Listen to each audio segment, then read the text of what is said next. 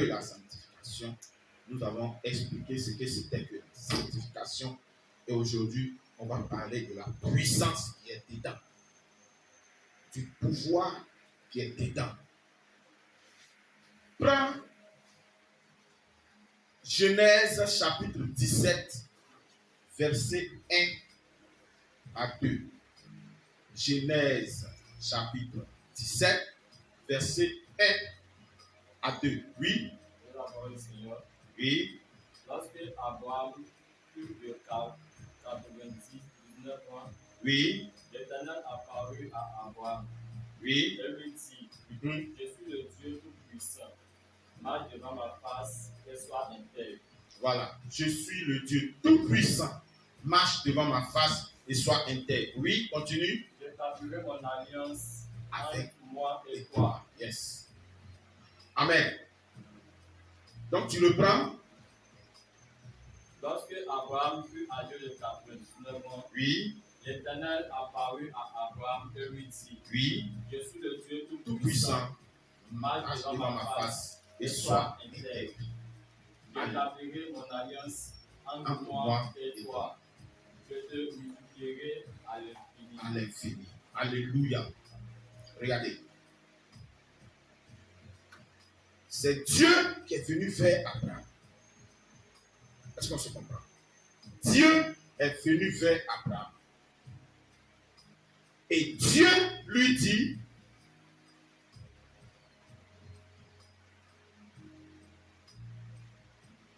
marche devant ma face. Marche devant ma face. Et sois comment? Intègre. Alléluia. En un mot, marche sous mon regard et puis il faut te sanctifier. Amen. Et Dieu dit quoi? Si tu fais ça, je vais établir mon alliance avec toi. Est-ce que vous voyez un peu? Regarde. Qui a fait leçon d'histoire? Le protectorat. Qui a fait le protectorat? Ça, on fait ça au CE1. Hein? Les traités de protectorat. Au CE1. Quand les Français sont venus là, ils ont signé ce qu'on appelait un traité de protectorat avec les Africains, avec nous.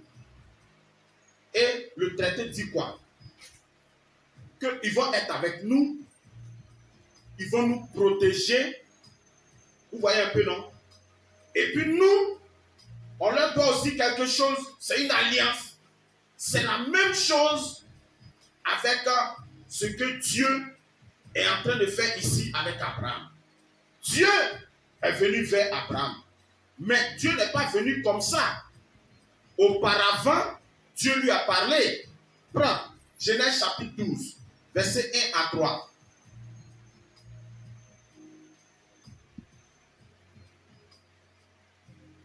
Oui. L'Éternel dit à Abraham, oui. Va-t'en de ton pays, de ta patrie, oui. de la maison de ton père, oui. dans le pays que je te montrerai. Oui. Je ferai de toi une grande nation, oui. Et je te bénirai. Je rendrai ton nom grand, oui. Et tu seras une source de bénédiction. Je bénirai ceux qui te béniront et je maudirai ceux qui te maudiront. Alléluia. Donc Dieu, bien avant ça, est venu vers lui. Mais il lui a dit quoi? Il lui a dit, tes anciennes habitudes là, c'est ça, hein, j'ai coupé tout. Tes anciennes habitudes, ce que tu fais qui n'est pas bon là, il faut quitter dedans. Est-ce qu'on se comprend? Ce que tu fais qui n'est pas bien là, il faut quitter dedans. Maintenant, si tu quittes dedans, moi, je vais te bénir. Est-ce que vous voyez un peu? Donc, au début, il allait lui parler. Donc, pourquoi est-ce que Dieu vient maintenant auprès de lui et puis lui dit, maintenant, je vais tisser une alliance avec toi? C'est parce que ce que lui a dit au début là, il a respecté. Il a respecté. Est-ce qu'on se comprend? Ce qu'il a dit avant, il a respecté ça. Donc, comme il a respecté, Dieu maintenant vient vers lui Et puis, il lui propose quelque chose de plus grand. Ça pour vous dire que lorsque tu décides de marcher avec Dieu, lorsque tu décides de faire la volonté de Dieu, lorsque tu décides de rentrer dans l'idée de Dieu, ce que Dieu veut que tu fasses, il s'approche de toi et il veut aller plus loin avec toi. N'est-ce pas? Ça marche avec tout le monde, n'est-ce pas? N'oubliez pas, hein, la Bible dit que Dieu nous a fait Dieu, n'est-ce pas?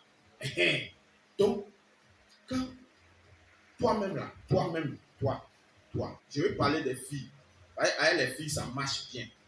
Tu vois, non? Quand le gars, s'approche de toi, s'approche de toi. Et puis, il vient, il te drague, n'est-ce pas? Il te drague. Quand il finit de te draguer, hein? Si il y a certaines de tes conditions qui ne rentrent pas dedans, tu as t'amener sur lui, ou bien? C'est la même chose avec Dieu. Donc, regarde, Dieu, il s'approche de toi, hein, il te propose quelque chose.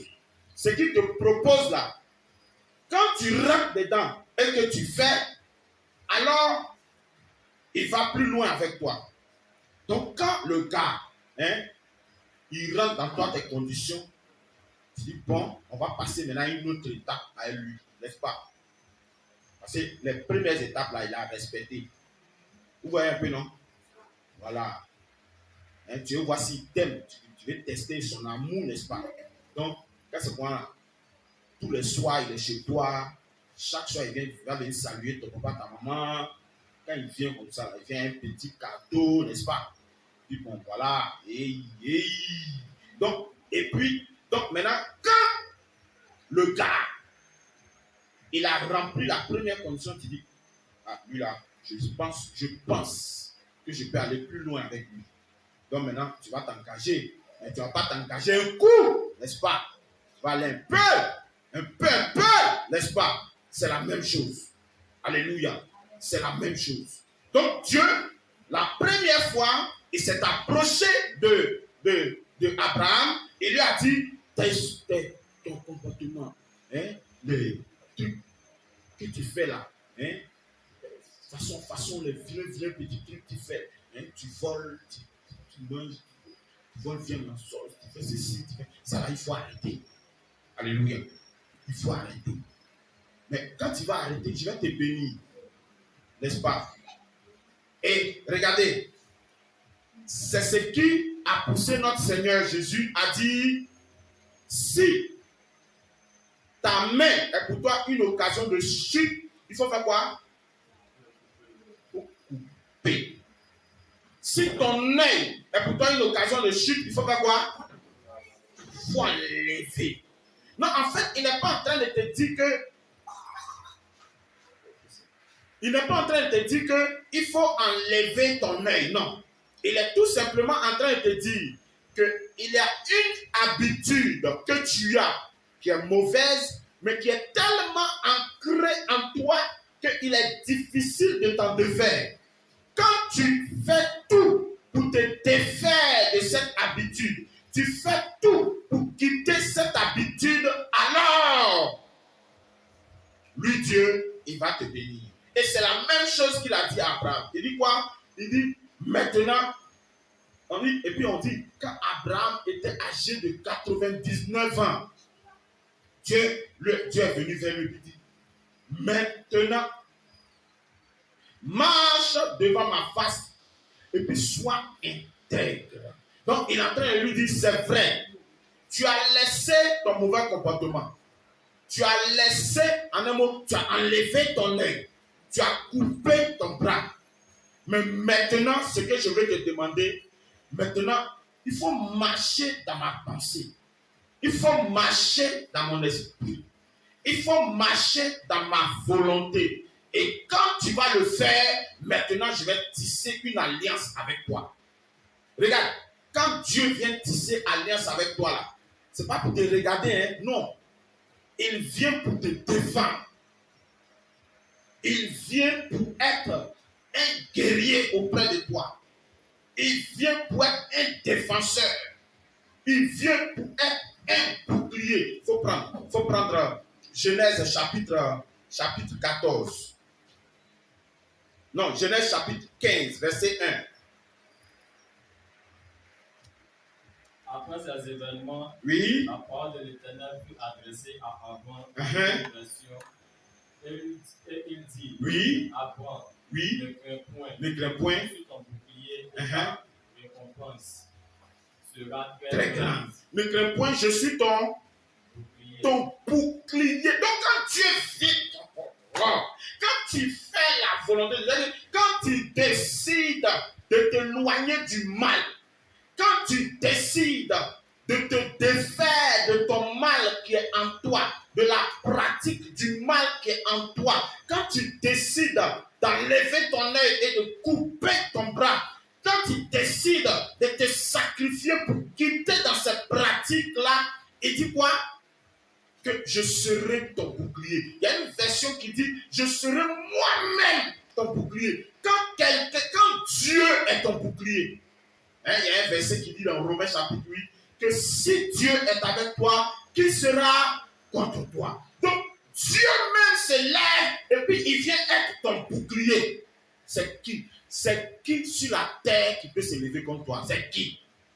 Je cherche, je ne vois pas. Alléluia. Je préfère que tu composes avec Dieu. Est-ce que quelqu'un me comprend?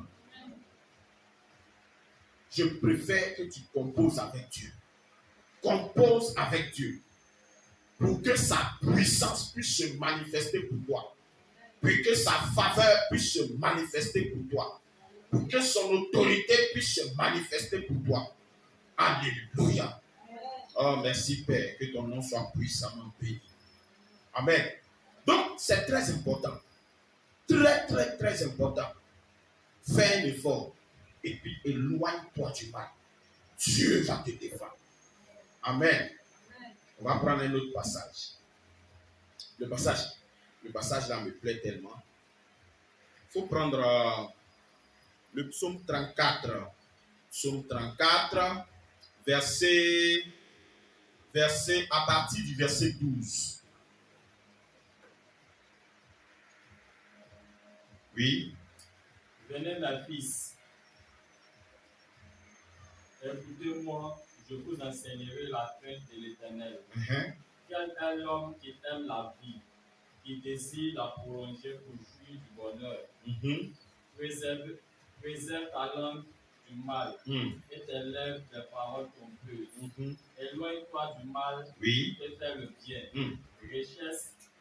Recherche et poursuis la paix. Yes. Les yeux de l'Éternel sont sur les justes et ses oreilles attentives à leur cri.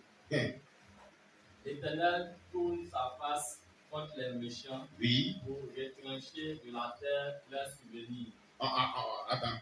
Il faut relire le verset d'avant et puis le dernier verset que tu viens de lire. Écoutez très bien.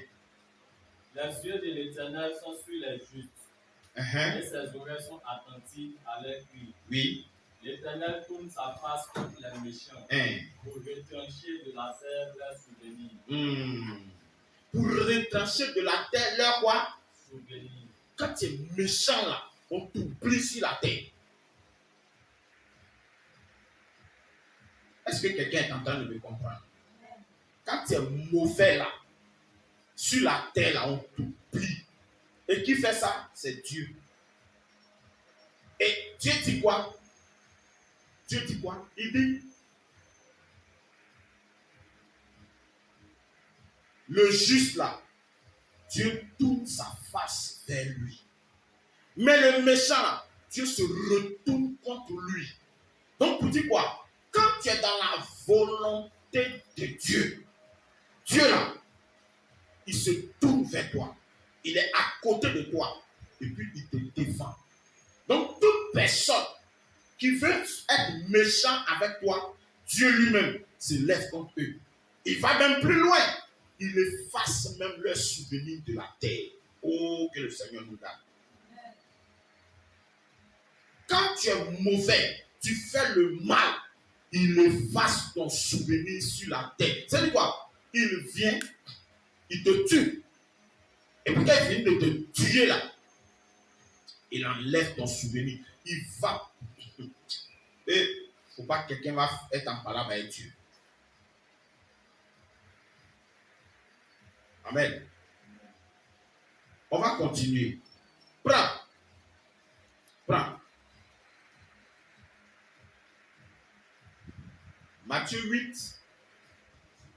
Matthieu 5, verset 8. Oui. Heureux ceux qui ont le cœur pur. Oui. Car ils verront Dieu. Ils vont voir Dieu. Ceux qui ont le cœur pur, ils vont voir Dieu. Ceux qui ont les pensées pures. J'ai expliqué ça ici, n'est-ce pas? La semaine passée. J'ai expliqué ça. La pureté de la pensée. Quand ta pensée est pure, là, oh Seigneur, aide-moi au nom de Jésus. Quand ta pensée est pure, quand tes pensées sont bien, quand ta pensée est pure,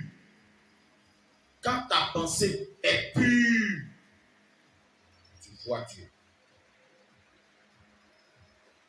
Alléluia. J'ai expliqué ici le cœur. Quand la Bible parle du cœur, la Bible est en train de parler de ta pensée. Et la dernière fois, on a lu ici dans 1 Samuel chapitre 16 au verset 7 que l'Éternel regarde au cœur.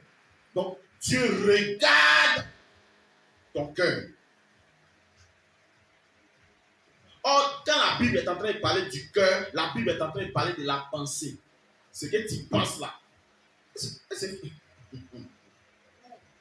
que tu penses là.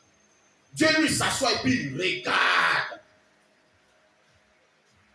Ce qu'on ne voit pas, Dieu lui, il regarde. Est-ce que quelqu'un me comprend? Et il dit quoi? Heureux ceux qui ont le cœur pur. Ils vont voir Dieu. Maintenant, j'ai dit ici que voir Dieu là, c'est de plusieurs manières. Tu vois Dieu dans tout ce que tu as. Dans tout ce que tu fais. Dans tout ce que tu entreprends, tu vois Dieu. Dieu devient ton défenseur. Dieu devient ton ami. Et toujours je parle de ça ici. Quand il y a un loupard dans le quartier, toujours, tu payes la falle pour lui donner falle. Il va être ton ami, n'est-ce pas? Tout ce qu'il demande là, mon vieil, voilà pour toi. Partout où le gars va te voir là, si tu es dans le problème, le loupard va te sortir du problème, n'est-ce pas? Ah! Donc tu deviens un peu son bon petit. C'est la même chose. Alléluia. C'est la même chose. Donc, en un mot, cherche à être le bon petit de Dieu. Si tu es le bon petit de Dieu, je dis, ne vois pas sur la terre, qu'est-ce qui va t'emmerder? Est-ce que quelqu'un me comprend? Regardez dans la parole de Dieu, il y a tellement de passages qui en parlent. Dans le livre de 1 roi, 2 rois, 1 roi, la Bible dit, 1 roi chapitre, à partir de 1 roi chapitre 17, à partir de 1 roi chapitre 17, à partir du verset 1, on dit Élie le Tishbite. Élie était un prophète en Israël. Et tellement il était attaché à son Dieu, tellement il était, c'est-à-dire qu'il faisait la volonté de Dieu. Qu'est-ce qui s'est passé? Il a eu le courage d'aller s'arrêter devant le roi d'Israël. C'est comme moi, ça tient. Il m'a même arrêté devant la salle. Tu vois, c'est ce qu'Élie a fait. Il est parti s'arrêter devant le roi.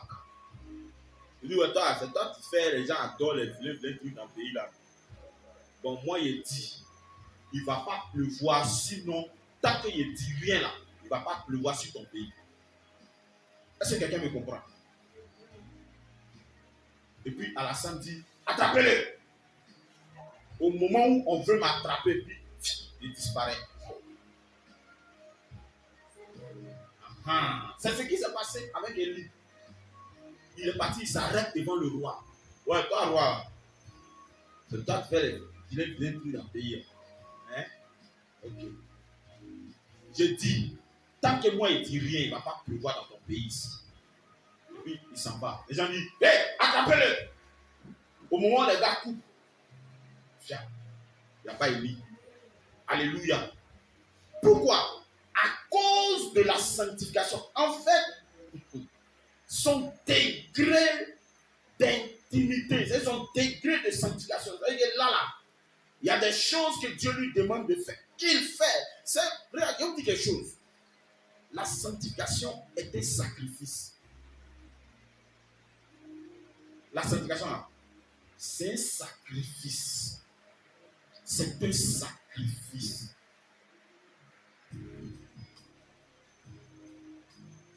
Et quand tu décides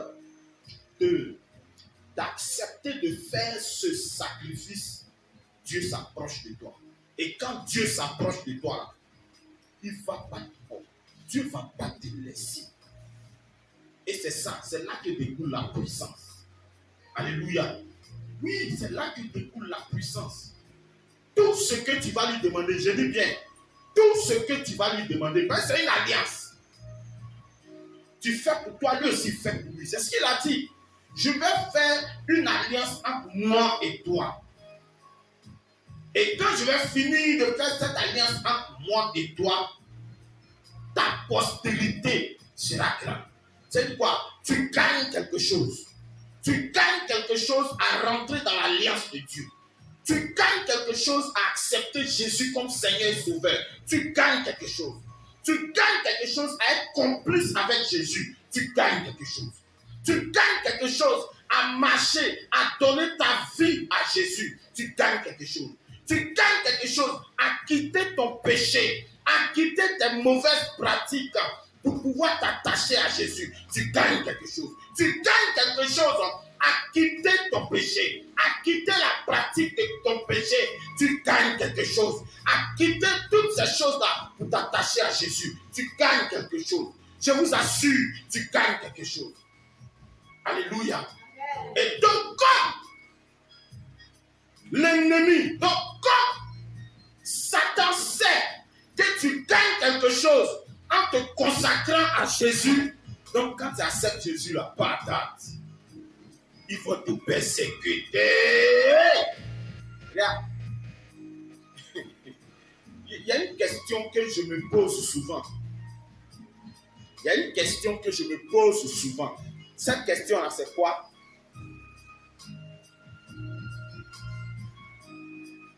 Vous-même, ça vous est jamais arrivé. C'est comme une jeune fille, écoutez-moi bien. Une fille, elle vit avec ses parents.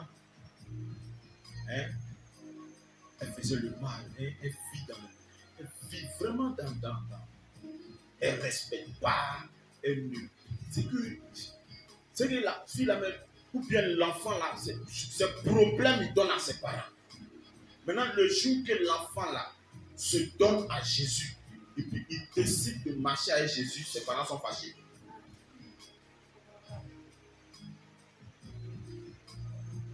Et ça, c'est quelque chose que jusqu'à aujourd'hui, je n'arrive pas à comprendre. L'enfant est têtu. Ton petit, l'argent qui est là-bas, là, l'enfant là va voler. Toi-même, tu t'arrêtes. Hey, c'est quel enfant il y a eu comme ça? Hey, tu pleures. Hey, c'est quel enfant ça? Maintenant, quand l'enfant là, il accepte Jésus, et puis il a arrêté de faire ça là, et puis c'est toi-même, maman ou bien papa là, tu te retournes contre l'enfant. C'est quelle église t'es parti dedans? C'est quelle église? Église. C'est ça là, t'es parti dedans. Est-ce que quelqu'un me comprend? Et ça, c'est quelque chose que moi, franchement, c'est quelque chose que je n'arrive pas à comprendre. C'est quelque chose que je n'arrive pas à comprendre. Mais quelqu'un, il a décidé de s'attacher à un Dieu pour changer ses habitudes et ses attitudes. Et quand cette personne a décidé de changer,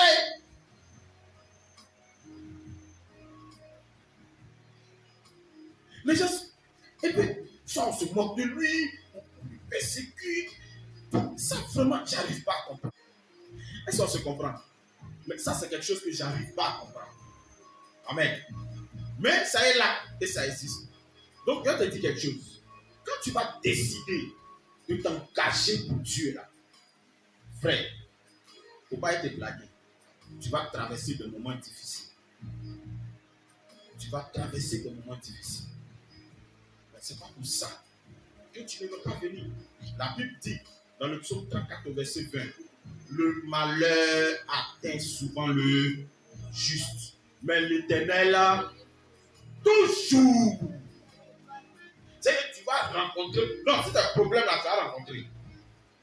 Non. Si c'est un problème là, tu vas rencontrer. Ça, je t'assure, tu vas avoir un problème. Mais, tu ne vas pas rester dedans. Et c'est de ça que je suis en train de parler. Oh, merci Seigneur. Il faut prendre. Hébreux 12, verset 14.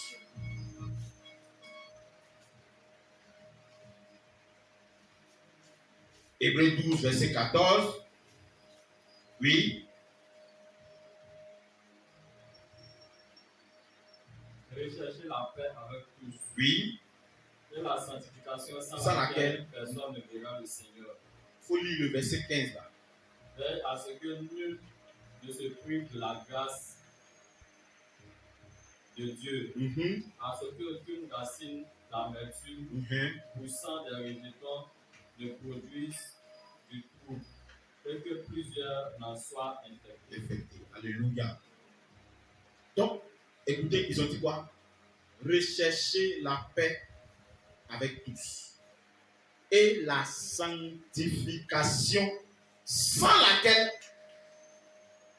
personne ne verra le Seigneur. Amen. J'insiste. C'est quoi? C'est quand tu te sanctifies là que tu vois Dieu. Est-ce qu'on se comprend? C'est quand tu te sanctifies là. C'est là que tu vois Dieu. Et tu le vois de plusieurs manières, dans les miracles, dans les... on va prendre un autre passage encore. Il faut prendre Nombre chapitre 24.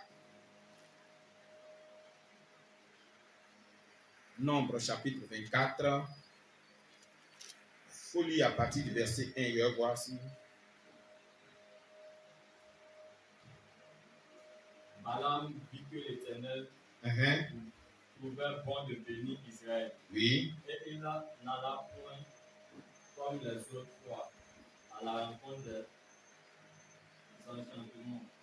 Mais il tourna son visage du côté du désert. Balaam leva les yeux et vit Israël camper selon ses tribus. Alors l'Esprit de Dieu fut sur lui. Oui. Balaam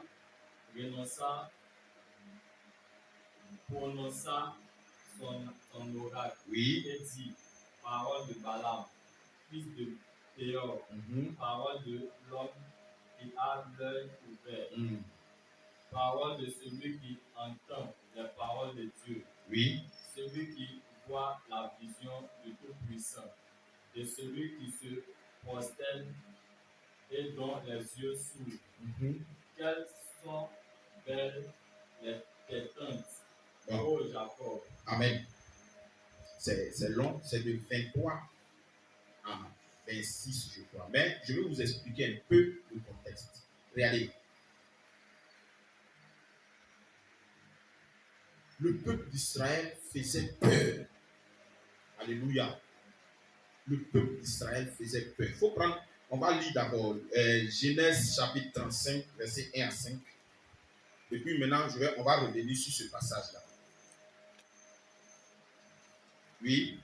Dieu dit à Jacob, lève-toi, monte à Bethel et demeure ici là. Oui. Tu dresseras un autel au Dieu qui t'a apparu. Oui. Lorsque tu fuyais Ésaü ton frère. Amen. Jacob dit à sa maison et à tous ceux qui étaient avec lui. Ôtez les dieux étrangers qui sont au milieu de vous, oui. Purifiez-vous et changez de vêtements. Oui. Nous nous lèverons et nous monterons à Bethel. Là, je dresserai un autel au Dieu qui m'a exaucé dans le jour de ma détresse et qui a été avec moi pendant le voyage que j'ai fait. Oui. Il donnait à Jacob tous les dieux étrangers qui étaient entre leurs mains et les anneaux qui étaient à leurs oreilles. Oui. Jacob les enfouit sur le térébinthe qui est près de Chisem. Ensuite, il partit. La terreur de Dieu se répandit sur les villes qui les entouraient et l'on ne poursuivit point les fils de Jacob. Les fils de Jacob. Amen. Vous voyez un peu, non? Donc, il partait et il leur a dit, tous les dieux étrangers qui sont au milieu de vous là, enlevez. Toutes les pratiques que vous avez, toutes les vilaines actions que vous posez, toutes les méchancetés que vous faites là, débarrassez-vous de ça. Enlevez ça au milieu de vous. Alléluia. Donc, ils ont enlevé tout. Ils ont donné à Jacob. Et puis Jacob, il a enfoui sous le térébinthe. Le térébinthe, c'est un arbre. Donc, il est arrivé. En fait, c'est un lieu stratégique. Chez les Juifs, là, quand vous partez quelque part et puis vous faites une adoration, il faudrait que ce soit un lieu que vous puissiez reconnaître. C'est dans le désert. Donc, vous partez dans un lieu et ce lieu-là, pour que un jour, si vous passez, vous puissiez reconnaître ce lieu et dire, ouais, c'est ici que telle chose a été faite. N'est-ce pas? Et il a choisi d'enfouir les choses là sous un térébinthe. C'est un arbre. Mais un arbre qui est dans le désert, vous savez, les arbres du désert là, ça ne pousse pas trop. C'est pas trop comme les fromagers et autres là. Quand ça a trop poussé, c'est une taille comme ça. Et c'est juste pour donner des noms. Amen. Et donc, quand ils sont partis, ils ont enterré tous les dieux étrangers. Et quand ils sont finis d'enterrer, la Bible dit quoi? Quand ils ont décidé de se débarrasser de ça, la Bible dit, pendant qu'ils étaient en train de se déplacer là, le peuple qui était autour d'eux là avait peur d'eux. C'est la sanctification qui fait que quelqu'un peut avoir peur de toi. S'il t'attrape là, il peut te frapper à l'heure et tout. C'est pas peur de où il va te frapper, où tu le moyen là, non, non. C'est pas ça. C'est pas peur. Mais Dieu dépose une telle puissance sur toi qui fait que tu fais peur aux gens. Est-ce que quelqu'un me comprend? Et oui, Dieu dépose quelque chose sur toi là qui fait que tu fais peur aux gens. Oh, tu n'as rien, tu n'es rien, tu ne vaux rien et tu ne peux rien faire. Mais pourquoi? C'est Dieu qui fait ça. Amen. C'est ce qu'il a fait. Et donc, cette crainte-là, cette crainte qui a été créée ici là, c'est ce qui est resté sur le peuple d'Israël, les 12 tribus d'Israël, lorsqu'ils sont sortis du désert. Quand ils sont sortis de l'Égypte aussi, il y avait une telle peur. Toute la région avait peur d'eux. C'est comme par exemple, actuellement là, dans toute la sous-région, si vous partez jouer un grand championnat, on dit vous rencontrez Côte d'Ivoire. Est-ce que vous voyez un peu? Tout le monde a peur, n'est-ce pas? On dit, il faut jouer contre Côte. C'est Côte d'Ivoire, hein? Est-ce que vous voyez un peu? C'est un peu la même chose. Et donc, lorsque Israël passait comme ça, là, quand les gens entendent que Israël arrive, mais les gens ont peur. C'est dans cet esprit-là que les gens, là, ils sont allés chercher un devin pour venir maudire Israël. Est-ce qu'on se comprend? Il est allé chercher quelqu'un pour venir maudire Israël. Donc les gars se lèvent, ils viennent, ils font les fétiches, ils ont tué mouton, tout ça là. Ils ont tué mouton, tué bœuf, ils ont tué. Et puis maintenant, ils s'arrêtent. Et puis ils disent, ouais, toi Israël, à partir d'aujourd'hui, tu es maudit, tu es ceci. Maintenant, pendant qu'il est en train de maudire, quand il maudit là, c'est pas parole de malédiction qui sort. Hein? C'est comme il veut dire, toi là, tu ne vas pas réussir. Et puis il dit le contraire, tu vas réussir. Quand il veut dire, toi là, tu seras pauvre, il dit, tu seras riche. Quand il veut dire, toi là, tu vas tomber malade, il dit, non, tu seras en très bonne santé. Est-ce que vous voyez un peu? Donc, il essaie de maudire le peuple, mais il n'arrive pas. Pourquoi? À cause de la sanctification du peuple. Donc, vous savez ce qu'il a fait? Il a conseillé au peuple, au roi, là. Il dit, oh, ceux-là, de toute façon, ils sont là. Leur Dieu, toi, t'as quoi eux? Tu sais ce que tu as fait? Il faut tout faire. Hein? Dieu n'aime pas quand il cherche les femmes étrangères. Donc, regarde. Débrouille-toi, ramasse des petits goûts, tiens, envoyé là-bas. Quand ils vont coucher, tiens, il va rentrer dans eux. Et c'est ce qu'il a fait. Ils les ont piégés. Et puis les choses comme ça sont arrivées. Pour dire quoi? Lorsque tu vas te consacrer, lorsque tu vas t'attacher à ton Dieu, lorsque tu vas faire la volonté de ton Dieu, lorsque tu vas marcher dans la crainte de ton Dieu, il n'y en a pas aucun. Est-ce que quelqu'un me comprend? Il n'y en a pas aucun, je vous assure. Donc Dieu veut que tu fasses un sacrifice. Dieu veut que tu fasses un effort. Dieu veut que tu décides, tu prennes une décision sincère de tout ton cœur pour avoir une relation réelle avec lui. Est-ce que quelqu'un me comprend? Dieu veut que tu aies une relation avec lui. Et quand tu vas avoir cette relation avec lui, quand tu vas avoir cette relation avec lui, lui, Dieu, il va te protéger au point où tu vas faire peur aux gens autour de toi. Oh, que le Seigneur nous aide au nom de Jésus. Et c'est pourquoi ce matin, je veux déclarer que la grâce de Dieu soit sur toi. Que la faveur de Dieu soit sur toi. Que la bénédiction de Dieu soit sur toi. Tout ce qui est fait, tout ce qui est déclaré, tout ce qui est décidé, pour que tu puisses rester dans le mal, je vais ôter cela ce matin au nom puissant de Jésus-Christ de Nazareth. Alléluia.